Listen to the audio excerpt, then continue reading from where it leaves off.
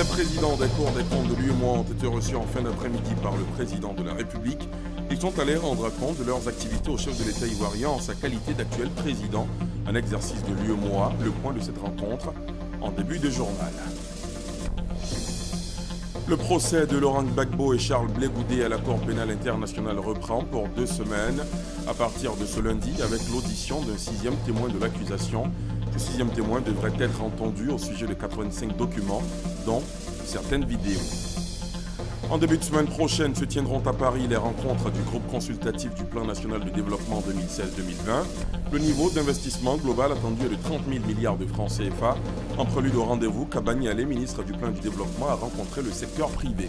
Et puis, à l'étranger, le président en exercice du Congrès des députés brésiliens a annulé aujourd'hui, à la surprise générale, le vote des députés qui ont engagé le 17 avril dernier la procédure de destitution de la présidente Dilma Rousseff. Voilà pour le sommaire. Bonsoir à tous. Bienvenue dans la grande édition. Les présidents des cours des comptes de l'Union économique et monétaire ouest-africaine UEMOA sont à Abidjan. Ils ont été reçus ce soir par le président de la République. Alassane Ouattara, faut-il le rappeler, est le président en exercice de l'Union. Un point des activités des cours des comptes lui a donc été fait par leur président, Mahama Traoré, Viviane Haïma. Une visite de courtoisie. C'est ainsi que le président de la Cour des comptes de l'Union économique et monétaire ouest-africaine a qualifié cette rencontre avec le président Alassane Ouattara. Lui et sa délégation en ont aussi profité pour échanger avec le chef de l'État ivoirien, actuel président en exercice de l'UEMOA, sur la marche des organes de contrôle qu'il préside. Des organes qui ont besoin d'un soutien institutionnel pour se mettre au service de la bonne gouvernance dans leurs États respectifs. Après lui avoir rendu compte de ces travaux d'évaluation qui nous obligent ici en Côte d'Ivoire, nous avons aussi fait un plaidoyer sur les recommandations que les présidents des juridictions financières des États membres de l'UEMOA prennent le soin de consigner dans un rapport de synthèse afin que Escalité, président de la conférence des chefs d'État et de gouvernement, qu'il puisse, si son Excellence en convenait, prévoir dans l'agenda des sessions de cette conférence toutes les questions en suspens et qui appellent un dénouement au mieux des intérêts de nos populations. Nous avons été très honorés par M. le chef d'État qui, séance tenante, a donné toutes les instructions à ces ministres qui sont ici présents, ces éminentes autorités, sous la coordination de M. le Premier ministre, pour que dans les meilleurs délais possibles, cette Cour des comptes, qui a été créée en Côte d'Ivoire, puisse être installée. Sur les 8 États de l'espace UEMOA, 5 se sont déjà dotés d'une Cour des comptes. Si la Cour des comptes de Côte d'Ivoire est installée, seuls le Mali et le Bénin seront en reste. C'était un commentaire d'Abibat Dambélé Saoué. Et avant cette entrevue avec le chef de l'État, le président des cours des comptes de l'UEMOA ont pris part à l'ouverture de la 18e réunion de cette commission chargée de contrôler les finances de l'institution communautaire. Le chef du gouvernement ivoirien a ouvert les travaux ce matin. Jusqu'à mercredi, les participants vont évaluer les activités de l'exercice précédent, nous dit Francis Boifo. Elle est importante de par son rôle dans les affaires de l'État. La Cour des comptes est une juridiction spécialisée autonome. La Cour des comptes effectue ce qu'on appelle le contrôle externe de la bonne gestion des finances publiques. Nous contrôlons le budget de l'État, l'exécution du budget de l'État, l'exécution du budget des entreprises publiques, l'exécution du budget des communes, des régions. Au sein de la commission de l'UEMOA, la Cour des comptes veille à la bonne gestion des ressources communautaires mises à la disposition de la commission. La 18e réunion annuelle statutaire des présidents et conseillers des cours des comptes des États membres de l'UEMOA à Abidjan va évaluer les activités de l'exercice précédent, et cela durant 3 jours.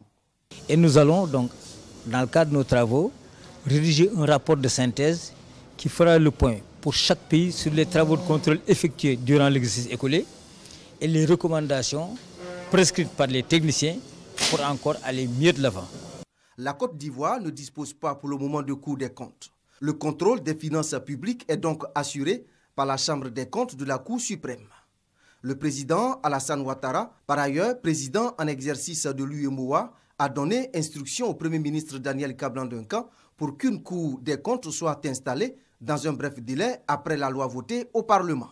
Certes, les dispositions transitoires contenues dans la dite loi, mais je puis vous donner l'assurance que l'installation effective de la Cour des comptes de Côte d'Ivoire se fera dans les meilleurs délais possibles. Cela ne saurait tarder. Votre mission est capitale, puisque vous assurez au sein de l'Union et de ses États membres le contrôle externe de l'activité budgétaire et financière. Vous êtes les garants, en dernier ressort, de la fiabilité des informations budgétaires fournies à nos parlements. Pour une meilleure efficacité des hautes juridictions financières de l'espace communautaire, les recommandations de la rencontre d'Abidjan seront soumises au chef d'État de l'UEMOA. Autre activité du Premier ministre, Daniel Kablan-Duncan a échangé ce lundi avec l'ambassadeur de Suisse en Côte d'Ivoire et le président directeur général de la société suisse MSC. Sur la table des échanges, l'implication financière du groupe suisse dans les travaux d'extension du port de San Pedro, les précisions du Garvey Blais. Le groupe suisse MSC réaffirme son engagement à accompagner le projet d'extension et de modernisation des infrastructures du port autonome de San Pedro. Son représentant dans le pays chargé du développement des projets a échangé sur la question avec le Premier ministre Daniel Kablan-Duncan. Nous nous positionnons donc comme un partenaire de la Côte d'Ivoire. Nous désirons donc avec les autorités de Côte d'Ivoire redévelopper ce partenariat et faire du port de San Pedro un des premiers ports d'Afrique. Le groupe MSC qui en octobre 2013 disposait de 459 navires porte-conteneurs et de 500 agences reparties dans 161 pays exploite un terminal au port autonome de San Pedro. Celui-ci arrivant à saturation selon ses responsables, de nouveaux investissements sont envisagés. Montant du projet actuellement en discussion, un peu plus de 300 milliards de francs CFA. Aujourd'hui, le développement du port de San Pedro dépend du transbordement. Et si nous arrivons à réaliser ce projet, avec Abidjan, on sera au niveau africain numéro 1 au niveau du transportement. Au port autonome de San Pedro, le trafic avec l'Interland se situait fin juin 2015 à 33 258 tonnes. Afin de le booster, ce sont 950 milliards de francs CFA qui vont être investis par les responsables du port dans sa modernisation. Les travaux seront financés à 80% par le secteur privé, essentiellement par le biais d'accords de concession. L'extension du port de San Pedro, la réalisation d'infrastructures de développement de la Côte d'Ivoire et tous les projets d'envergure ont besoin de financement. C'est pourquoi le gouvernement entend mobiliser davantage de fonds pour leur réalisation. C'est tout le sens des rencontres du groupe consultatif du PND 2016-2020 qui se tiendront à Paris la semaine prochaine. Il s'agira de mobiliser les fonds dont le niveau d'investissement global attendu est de 30 000 milliards de francs CFA. En prélude à cet important rendez-vous, Kabaniale, la ministre du Plan et du Développement, a engagé une campagne de sensibilisation et d'information afin de mieux renseigner et situer l'enjeu pour la Côte d'Ivoire. Elle a rencontré ce lundi le secteur privé ivoirien, l'éclairage de Noël Gnagno. Plan national de développement PND 2016-2020, c'est 30 000 milliards d'investissements, 30 000 milliards d'opportunités d'affaires à saisir par les privés, quels qu'ils soient. Mais des opportunités à saisir surtout par les privés ivoiriens.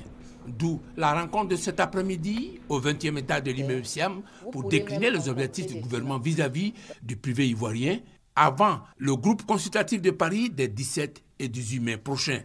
Dans la journée du 18, pour s'approprier le PND, pour nouer des contacts avec les investisseurs potentiels, nouer des contacts avec les financiers potentiels, de sorte que lorsque le tissu économique de la Côte d'Ivoire va commencer à se densifier, le tissu également des investisseurs nationaux va croître de façon parallèle. Pour être en phase avec cette volonté politique affichée, susciter un privé fort, des dispositions pratiques ont été prises pour une participation pleine et entière. De façon pratique, un chef d'entreprise qui souhaite se rendre au groupe consultatif pour le financement du PND 2016-2020 devra d'abord s'inscrire sur le site s'il n'a pas reçu d'invitation officielle du gouvernement. Et après son inscription, il recevra immédiatement un accusé de réception Et après l'accusé de réception, il recevra une accréditation. Et lorsqu'il a l'accréditation, il pourra avoir accès à la salle. Nous prenons ces dispositions pour mieux organiser ce groupe consultatif parce que le nombre de places est limité. Devant cette somme d'engagement nul autre pareil de l'État, le président de la CGEC, Confédération Générale des Entreprises de Côte d'Ivoire, lance un appel. Je souhaiterais que nous prenions toutes nos parts à la réalisation de ce PND. Si en 2012, le premier PND a été fait avec un secteur privé qui devait intervenir pour 60 à 65%, mais c'était essentiellement des gros projets qui intéressaient essentiellement des investisseurs extérieurs. Dans le nouveau PND, il y a des projets qui peuvent intéresser les entreprises nationales. À ce niveau-là, nous pouvons prendre toute notre part. Sur les autres parties où doivent intervenir les sociétés étrangères, les investisseurs étrangers, il faut qu'il y ait une participation des investisseurs locaux. Le PND 2016-2020, c'est 6 000 milliards par an sur 5 ans, avec une clé de répartition, 1 tiers pour le secteur public et les 2 tiers pour les privés. On en vient à ce constat. Aujourd'hui, 9 millions de déplacements de personnes s'opèrent quotidiennement à Abidjan dans de mauvaises conditions de régularité, de confort et de sécurité. Un schéma directeur urbain du Grand Abidjan a été élaboré et adopté en Conseil des ministres en mars dernier. Schéma qui constituera la boussole pour le développement des transports.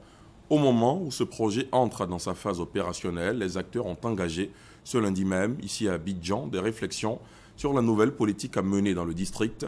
L'enjeu est d'améliorer la circulation et la mobilité des usagers abidjanais. Lassine Bakayoko, Adama Kone. Ce genre de scène, on en voit tous les jours dans les différents quartiers du district d'Abidjan, surtout aux heures de pointe. Avec aussi les embouteillages qui sont là, souvent on arrive en retard à l'école. En tout cas pour nous les élèves c'est très compliqué. Ceux qui vont à Yopougon sont obligés à 3h, 4h. Et actuellement c'est encore bon. Quand tu arrives à partir de 17h, c'est la messe. Lorsque tu arrives au Caire, il faut taper au moins 2h, voire 3h pour avoir un bus. Et le calvaire dans le bus là, mais on n'en parle pas. Nous sommes entassés comme des marchandises. Nous souffrons. À 5h pour arriver au cours, il faut d'abord transpirer. Ces cris du cœur ne laissent pas le gouvernement indifférent. Le 9 mars dernier, le Conseil des ministres a adopté le schéma directeur urbain du Grand Abidjan. Un schéma dont la phase opérationnelle a commencé par la mise en place de la nouvelle politique des transports. Le premier axe stratégique, c'est la mise en place d'un cadre institutionnel. Le deuxième axe, c'est l'axe de financement. Le troisième axe, c'est l'organisation spatiale. Et le quatrième axe, c'est l'organisation des acteurs. Les experts sont formels. Ce épineux problème de déplacement des Abidjanais ne sera résolu que par la mise en place d'un système de transport public multimodal combinant le ferroviaire, le lagunaire et le routier. Avec les projets en cours tels le métro d'Abidjan, le train urbain, le circuit lagunaire. L'émergence économique souhaitée pour la Côte d'Ivoire ne pouvant véritablement se réaliser si le rôle moteur de sa principale ville, Abidjan, est remis en cause par une absence de planification urbaine, incluant la mobilité intelligente des usagers, le financement adéquat des équipements et services de base et à en démultiplier l'aspect positif. Le dispositif doit être soutenu par une maîtrise au niveau des tarifs et le respect de l'environnement. Dans le reste de l'actualité, ce séminaire d'instruction autour de la couverture maladie universelle CMU, lancé en décembre 2014, pour la phase d'opérationnalisation, les directeurs régionaux et départementaux de la santé sont sensibilisés sur les enjeux du système. La rencontre s'est ouverte aujourd'hui au plateau. Patricia Oumouetia. 85 à 90% de la population ivoirienne ne bénéficie d'aucune couverture sociale. Avec la mise en place de la couverture maladie universelle, la sécurité sociale devient obligatoire et automatique dès l'âge de 5 ans. La CMU permettra à des millions de personnes d'accéder aux soins de santé avec 1 000 francs CFA par mois et par personne. En ouvrant les travaux de ce séminaire, la ministre de la Santé et de l'Hygiène publique a déclaré que le gouvernement ne ménagera aucun effort pour la réussite de cet instrument de solidarité nationale qu'est la CMU. Nous avons jugé opportun d'impliquer nos directions régionales et nos directions départementales qui aujourd'hui sont pratiquement au nombre de 103 et pour les mettre à niveau, de leur montrer qu'ils ont un rôle à jouer dans la mise en œuvre de la couverture maladie universelle et de faire en sorte qu'ils s'approprient tous les outils de la couverture maladie universelle afin que ce soit une réussite. C'est une réalité et encore une fois, on est en train de travailler pour que sa mise en œuvre touche de plus en plus de personnes et qu'elle se fasse dans de bonnes conditions. La prise en charge des populations dites indigentes par la CEMU est estimée à plus de 28 milliards de francs CFA. Nous sommes appelés, dis-je, à réussir ensemble le pari de la couverture maladie universelle. Cela passe par l'ajustement de l'offre et de la demande, par les infrastructures de qualité, mais aussi par les hommes qui sont les seuls porteurs du paradigme du changement. Pour cette phase de sensibilisation des directeurs régionaux et départementaux, plus de 300 établissements sanitaires sont concernés. 1 000 francs par mois et par personne, on a droit à tout un panel de soins, à un près de 170 pathologies qui sont prises en charge. L'entrée dans la mise en œuvre effective est prévue pratiquement pour début janvier 2017. La couverture maladie universelle a été lancée en décembre 2014 avec un coût estimé à 20 milliards de francs CFA. Passons maintenant à l'actualité judiciaire marquée ce soir par la reprise du procès de Laurent Gbagbo et de Charles Blé Goudé à la Cour pénale internationale CPI. Une reprise pour 2 semaines avec l'audition d'un 6e témoin de l'accusation. Ce 6e témoin devrait être entendu au sujet de 85 documents. Salimatou Dia, Sylvie Touré. 3e round dans le procès, Laurent Gbagbo à la barre ce lundi, le 6e témoin de l'accusation. Contrairement à son prédécesseur, il est apparu visage couvert et a témoigné sous anonymat conformément aux règles.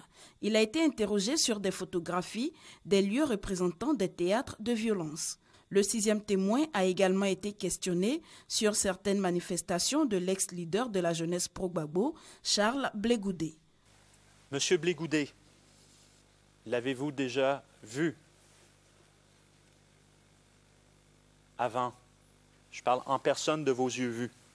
Oui, au stade de foot et dans les manifestations. Expliquez-nous le contexte des manifestations dans lesquelles vous l'avez vu. Monsieur le procureur, Monsieur Blé Goudé, il tenait souvent les réunions avec ceux qu'on appelait les miliciens. Ce sont eux qui cassaient tout, qui faisaient tout.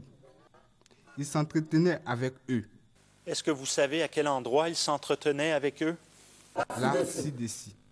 Et on se situe toujours avant ou après la crise post-électorale? Là, c'était avant. Ce témoin est attendu sur 85 documents, dont des vidéos, au cours de cette session qui va durer 2 semaines. Ici à Abidjan, c'est également aujourd'hui que s'est ouverte la session d'assises qui doit juger Simone Gbagbo. L'ex-première dame ivoirienne est poursuivie pour des faits de crimes contre l'humanité. Simone Yves Gbagbo comparaîtra finalement le mardi 31 mai 2016 au tribunal de Yopougon. On en vient à cet atelier national de formation sur l'approche de l'économie des ménages. L'initiative est du ministère de l'intégration africaine et des Ivoiriens de l'extérieur. Pendant 5 jours, une trentaine d'experts nationaux en matière de sécurité alimentaire et nutritionnelle réfléchiront sur les questions de prévention de crise alimentaire dans la sous-région, afin évidemment d'apporter des solutions durables aux questions de sécurité alimentaire. Le point de Koné Pargasoro. La récurrence des crises alimentaires et nutritionnelles reste un problème préoccupant au Sahel et en Afrique de l'Ouest. Elle crée dans les pays ouest-africains des situations d'insécurité alimentaire et nutritionnelle, mais aussi une dégradation continue de l'environnement, donc une détérioration des conditions de vie des ménages. D'où la tenue d'un atelier sur l'approche de l'économie des ménages pour lutter contre les problèmes de sécurité alimentaire dans la sous-région.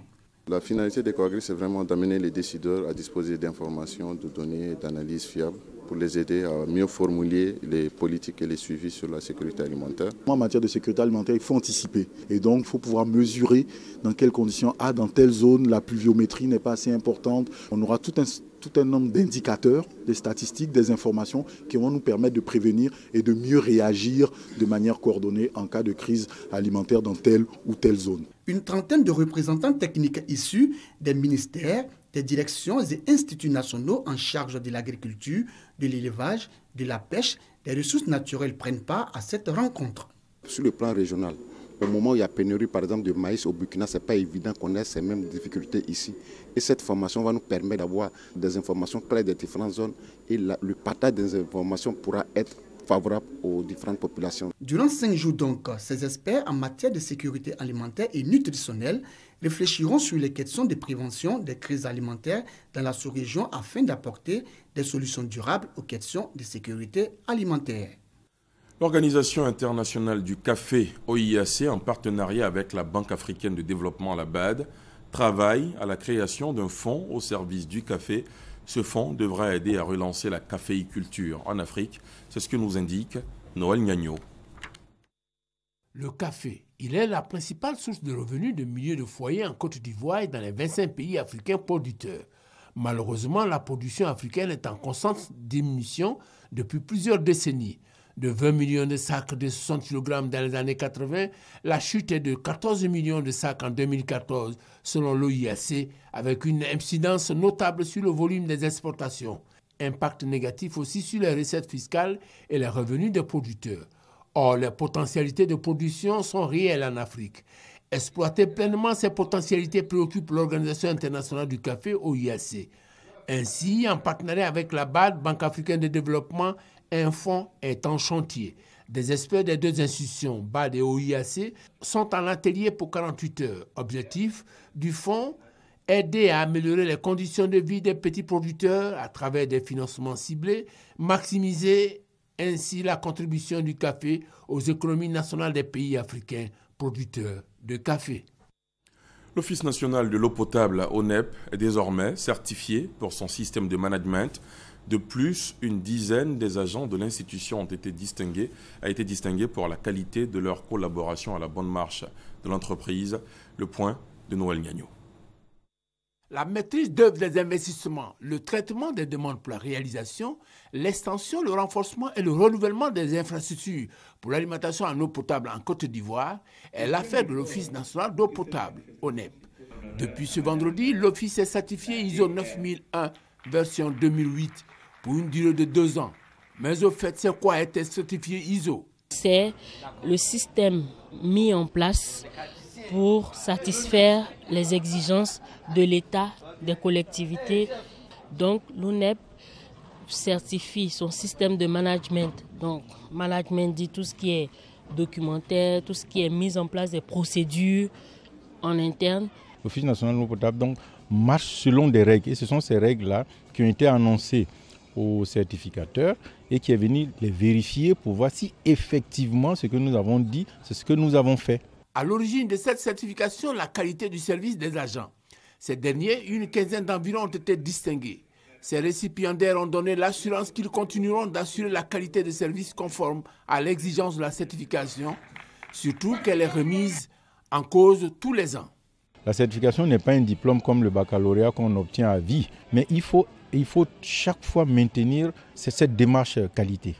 En plus de la certification de son management, l'ONEP s'attelle à accréditer son laboratoire d'analyse de l'eau. Promouvoir la fonction logistique et celle des achats en entreprise et asseoir sa légitimité de centre de coût à centre de profit, c'est le thème de la Journée nationale de la logistique et des achats. Conférences et échanges ont meublé cette activité. À Yamoussoukro, le compte rendu de Kader Sogodogo. Les fonctions logistiques et achats connaissent une profonde transformation ces dernières années. Hier peu connues, aujourd'hui avec le développement des entreprises, elles sont de plus en plus mises en exergue et jouent un rôle stratégique pour l'amélioration de la compétitivité et de la rentabilité des entreprises. Les personnes qui assurent ces fonctions équipent en biens et en services leurs entreprises respectives.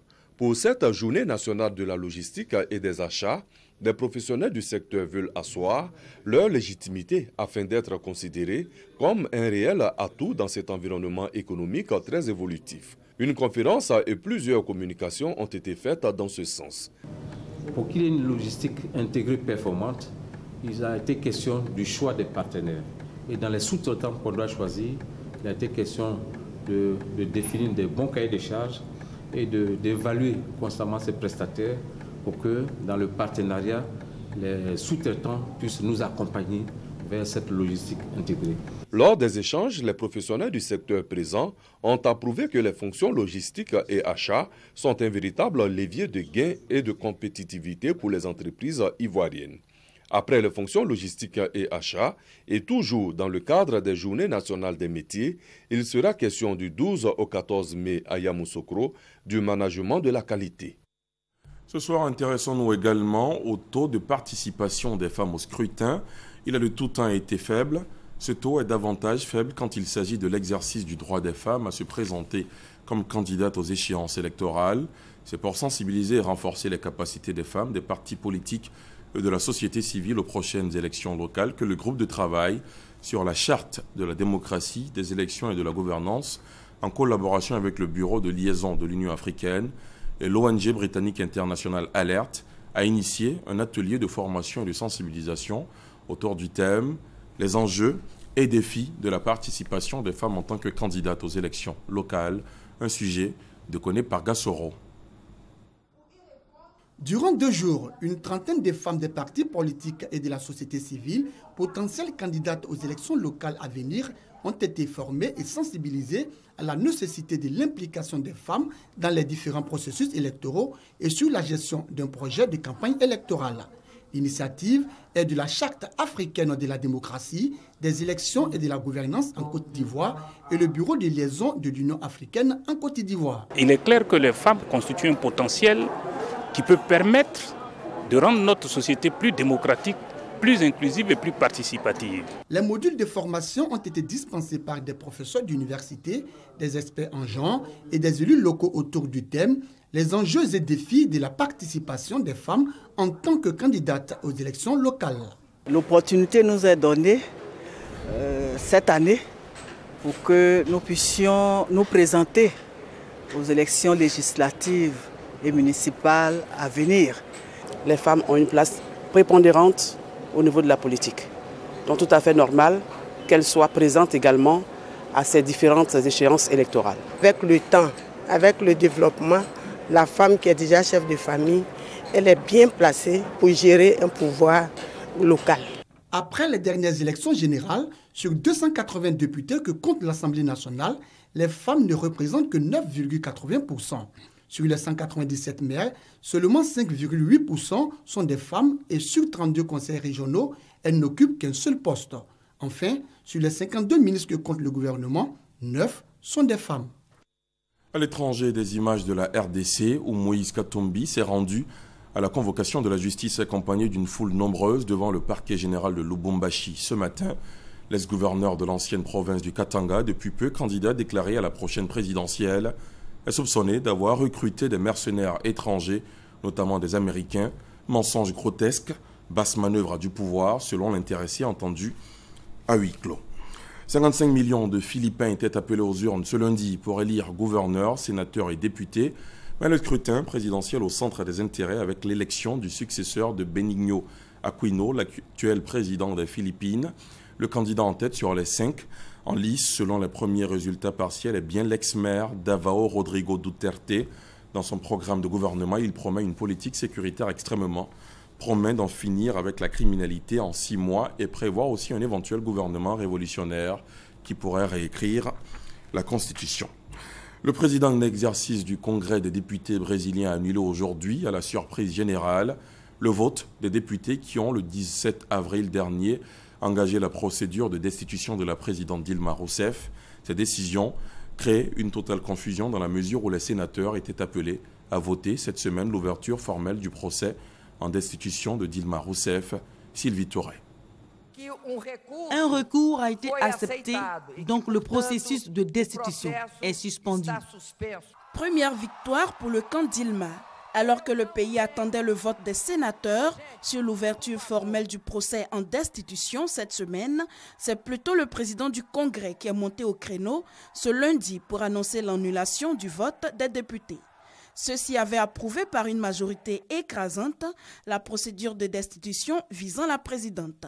Valdir Maranao estime que le vote du 17 avril dernier a pris des allures de préjugement et avait porté atteinte au droit à une pleine défense de la présidente. Pour cette raison, j'ai annulé la session des 14, 16, 17 avril pour que soit convoquée une nouvelle session pour délibérer sur la question. A conclu l'ancien vice-président du Congrès, devenu président jeudi dernier, après la suspension d'Eduardo Cunha, empêtré dans l'affaire Petrobras, également à l'origine de cette procédure de destitution. L'opposition pourrait présenter un recours en urgence contre cette décision devant le tribunal suprême fédéral. Accusée de maquillage de compte, Dilma Rousseff est apparue moins euphorique devant ses militants à l'annonce de la décision. Ce n'est pas officiel et je ne sais pas les conséquences. S'il vous plaît, soyons prudents. Nous vivons une période de ruse et d'astuces. Des astuces, Dilma Rousseff en a certainement, elle qui avait annoncé une partie longue et mémorable dans cette bataille politico-judiciaire qui vraisemblablement ne fait que commencer. Et c'est ici que prend fin cette demi-heure d'information. Allez, bonne soirée sur la chaîne qui rassemble. Bonsoir.